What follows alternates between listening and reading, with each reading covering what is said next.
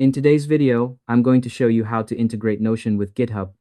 Whether you're managing development projects, tracking progress across repositories, or you simply want to keep your code and project documentation in one place, this simple step-by-step guide will walk you through everything you need to know. First, open your Notion workspace in a web browser and go to the sidebar. Select the specific workspace where you want to connect GitHub. This is important because the integration will be tied to this workspace, ensuring all your project pages stay synced with the right repositories. Next, click on Settings in the sidebar.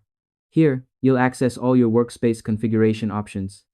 Within Settings, go to the Connections tab. This is Notion's hub for managing third-party integrations.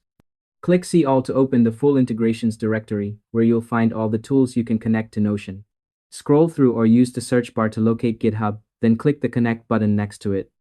This starts the authentication process that links your Notion workspace with your GitHub account.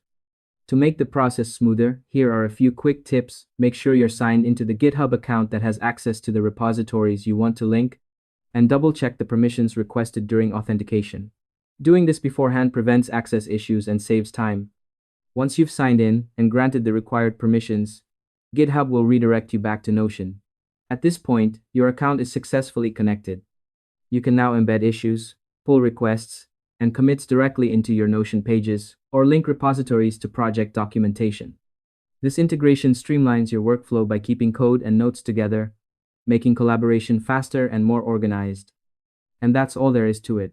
By following these simple steps, you'll be able to integrate Notion with GitHub easily and efficiently, keeping your development projects and documentation perfectly in sync. Thanks for watching.